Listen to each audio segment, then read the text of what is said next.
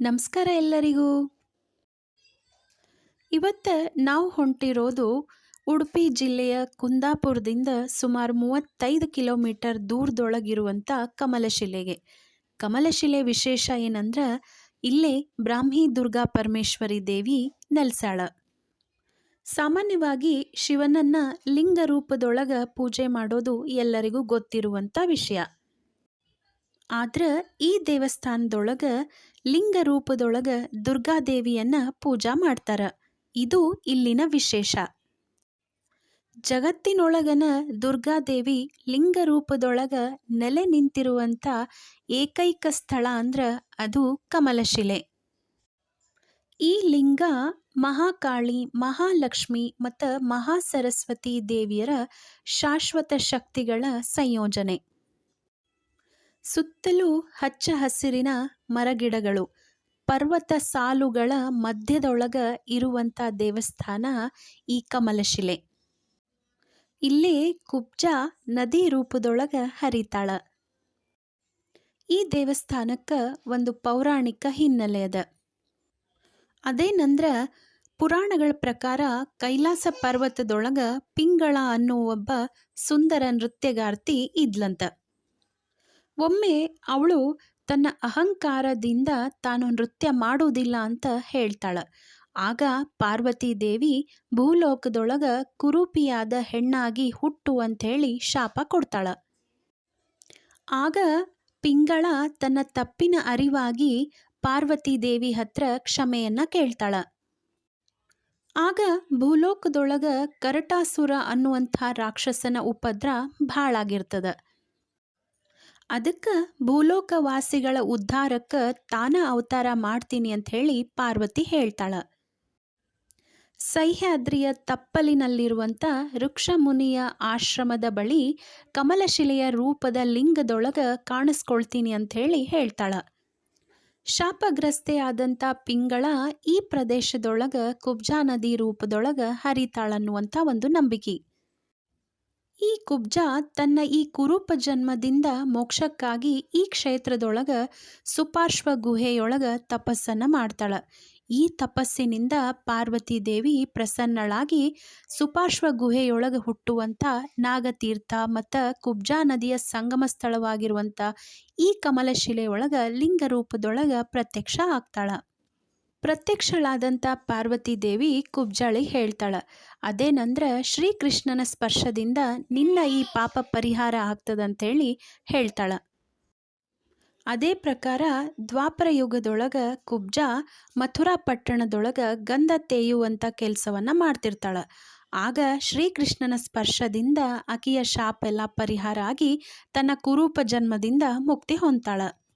ಅಂದ್ರೂ ಆಕೆ ಪಾಪ ಇನ್ನೂ ಪರಿಹಾರ ಆಗಿರೋದಿಲ್ಲ. ಹೀಗಾಗಿ ಕಲಿಯುಗದೊಳಗ ಪ್ರತಿ ವರ್ಷ ಇಲ್ಲೇ ಕುಬ್ಜಾ ನದಿ ರೂಪದೊಳಗ ಲಿಂಗ ರೂಪದೊಳಗಿರುವಂಥ ದುರ್ಗಾ ಪರಮೇಶ್ವರಿಯ ಸ್ಪರ್ಶವನ್ನ ಮಾಡಿ ಹೋಗ್ತಾಳ. ಆ ಸ್ಪರ್ಶದಿಂದ ತನ್ನ ಪಾಪವನ್ನ ಕಳೆದುಕೊಳ್ತಾಳ ಅನ್ನುವಂಥ ಒಂದು ನಂಬಿಕೆ. ಈ ವಿಶೇಷವನ್ನ ಈ ಊರಿನೊಳಗ ಎಲ್ಲರೂ ಹಬ್ಬದ ರೂಪದೊಳಗ ಆಚರಣೆಯನ್ನ ಮಾಡ್ತಾರ.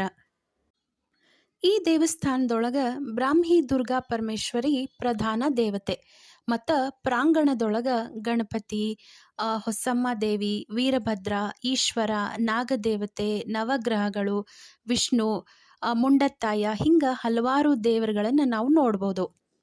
ದೇವಸ್ಥಾನದ ವಿಶೇಷ ಏನಂದ್ರೆ ನಾವು ಮಾಡಿಸುವಂಥ ಪ್ರತಿ ಸೇವೆಗೂ ಸಪ್ರೇಟಾಗಿ ಸಂಕಲ್ಪವನ್ನು ಮಾಡಿಸ್ತಾರ. ದೇವಿಗೆ ಮಂಗಳಾರತಿ ಮಾಡಿ ಪ್ರತಿಯೊಬ್ಬರಿಗೂ ಪ್ರಸಾದವನ್ನು ಕೊಡ್ತಾರ.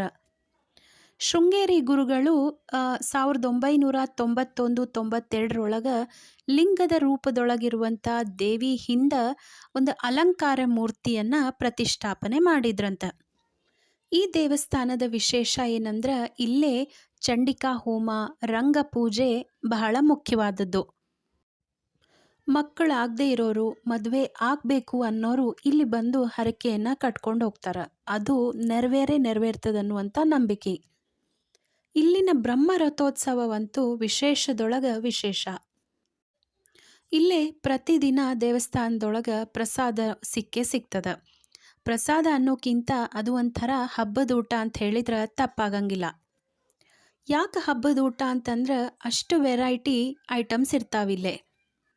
ನಾವು ಹೋದಾಗ ಏನೇನಿತ್ತಂದ್ರೆ ನೆಲ್ಲಿಕಾಯಿ ಉಪ್ಪಿನಕಾಯಿ, ಗೊಜ್ಜು, ಪಲ್ಯ, ಚಟ್ನಿ, ಪಾಯಸ, ಸಿಹಿ ಪೊಂಗಲ್ಲು, ಅನ್ನ ಸಾರು, ಅನ್ನ ಹುಳಿ, ಮೊಸರನ್ನ ಮತ್ತು ಲಾಸ್ಟಿಗೆ ಕುಡಿಲಿಕ್ಕೆ ಮಜ್ಜಿಗೆ. ಹುಳಿ ಅಂತೂ ನಂಗೆ ಭಾಳ ಇಷ್ಟ ಆಯಿತು. ಅದು ಮಟ್ಟುಗುಳ್ಳ ಹಾಕಿ ಮಾಡಿದಂಥ ಹುಳಿ. ಆ ಟೇಸ್ಟನ್ನು ಯಾವತ್ತೂ ಮರಿಲಿಕ್ಕೆ ಆಗೋದೇ ಇಲ್ಲ. ಇಲ್ಲೇ ಬರುವಂಥ ಭಕ್ತಾದಿಗಳಿಗೆ ಊಟಕ್ಕಂತನ 4 ಫ್ಲೋರಿಂದು ಭೋಜನ ಶಾಲೆ ಅದ ಇಲ್ಲೇ. ಬಹುಶಃ ಇಲ್ಲಿ ಸಿಗುವಂತಹ ಪ್ರಸಾದದ ಊಟ ನಾನೆಲ್ಲೂ ನೋಡಿಲ್ಲ ಅಂದ್ಕೊಳ್ತೀನಿ. ಯಾಕಂದ್ರೆ ಅಷ್ಟು ವೆರೈಟಿ ಮತ್ತು ಬಂದಿರೋರಿಗೆ ಅಷ್ಟು ಪೇಷನ್ಸಿಂದ ಕೂಡಿಸಿ ಊಟಕ್ಕೆ ಹಾಕ್ತಾರೆ. ನಾವು ದೇವಸ್ಥಾನಕ್ಕೆ ಹೋಗೋದ್ರೊಳಗನ ಮಧ್ಯಾಹ್ನ 3 ಗಂಟೆ ಮ್ಯಾಲಾಗಿತ್ತು. ಹಾಗಾಗಿ ಊಟ ಇರಂಗಿಲ್ಲೇನೋ ಅಂತ ಅಂದ್ಕೊಂಡಿದ್ವಿ. ಆದ್ರೆ 3:30 4 ಆದ್ರೂ ಅಲ್ಲಿ ಊಟದ ವ್ಯವಸ್ಥೆ ಇತ್ತು. ಇಲ್ಲೇ ಉಳಿದುಕೊಳ್ಳಿಕ್ಕೆ ರೂಮಿನ ವ್ಯವಸ್ಥೆನೂ ಅದ. ಆಮೇಲೆ ಕಾರ್ ಪಾರ್ಕಿಂಗ್ ಫೆಸಿಲಿಟಿನೂ ಅದ. ಮಳೆಗಾಲದೊಳಗೆ ಇಲ್ಲಿ ಬಂದ್ರಂತೂ ಸ್ವರ್ಗನೇ. ಯಾಕಂದ್ರೆ ಸುತ್ತಲೂ ಹಸಿರು, ಆಮೇಲೆ ನದಿ ಪಕ್ಕದೊಳಗನ ದೇವಸ್ಥಾನ ಪಕ್ಕದೊಳಗನ ನದಿ ಹರಿತಿರ್ತದೆ. ಹಾಗಾಗಿ ಇರ್ಲಿಕ್ಕಂತೂ ಭಾಳ ಮನಸ್ಸು ಬರ್ತದೆ. ಇಲ್ಲೇ ನಾವೇನಾದರೂ ವಿಶೇಷವಾದಂಥ ಪೂಜೆ ಮಾಡಿಸಿದ್ರೆ, ನಮ್ಮ ಬರ್ತಡೇನೋ ಆ್ಯನಿವರ್ಸರಿನೋ ಹಿಂಗೆ ಮಾಡಿಸಿದ್ರೆ ಆ ಡೇಟಿಗೆ ನಮ್ಮ ಮನೆಗನ ಪ್ರಸಾದ ಕೊಟ್ಟು ಕಳಿಸ್ತಾರೆ. ಪ್ರತಿ ವರ್ಷ ಇಲ್ಲೇ ಆರ್ಟ್ ಆಫ್ ಲಿವಿಂಗ್ ಸಂಸ್ಥೆಯಿಂದ ಅಡ್ವಾನ್ಸ್ ಮೆಡಿಟೇಷನ್ ಕೋರ್ಸನ್ನು ಕಂಡಕ್ಟ್ ಮಾಡ್ತಾರೆ. ಅದು ದೇವಸ್ಥಾನದೊಳಗನ.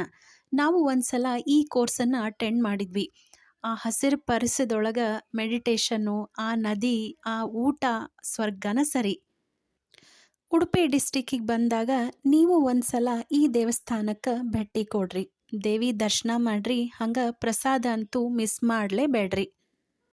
ಮಳೆಗಾಲದಾಗ ಬಂದ್ರಂತೂ ನಿಮಗೆ ವಾಪಸ್ ಹೋಗಲಿಕ್ಕೆ ಮನಸ್ಸೇ ಆಗೋದಿಲ್ಲ. ಹೆಂಗೆ ಅನ್ನಿಸ್ತು ಇವತ್ತಿನ ವಿಡಿಯೋ? ಈ ವಿಡಿಯೋ ಇಷ್ಟ ಆಗಿತ್ತಂದ್ರೆ ನಮ್ಮ ವಿಡಿಯೋನ ಲೈಕ್ ಮಾಡಿರಿ. ಹಂಗೆ ನಿಮ್ಮ ಫ್ರೆಂಡ್ಸ್ ಆ್ಯಂಡ್ ಫ್ಯಾಮ್ಲಿ ಮೆಂಬರ್ಸಿಗೂ ಈ ವಿಡಿಯೋನ ಶೇರ್ ಮಾಡಿರಿ. ಮತ್ತು ಮುಖ್ಯವಾಗಿ ನಮ್ಮ ಚಾನಲ್ನ ಸಬ್ಸ್ಕ್ರೈಬ್ ಮಾಡಿಕೊಂಡು ವಿಡಿಯೋಸನ್ನು ನೋಡಿರಿ. ಇಲ್ಲಿ ಬಂದ ಮೇಲೆ ನಿಮಗೊಂದು ಶಕ್ತಿಯ ಅನುಭವ ಆಗೇ ಆಗ್ತದೆ. ಮತ್ತು ಮುಂದಿನ ವಿಡಿಯೋದೊಳಗೆ ಮತ್ತೆ ಬರ್ತೀವಿ. ಅಲ್ಲಿವರೆಗೂ ಥ್ಯಾಂಕ್ ಯು.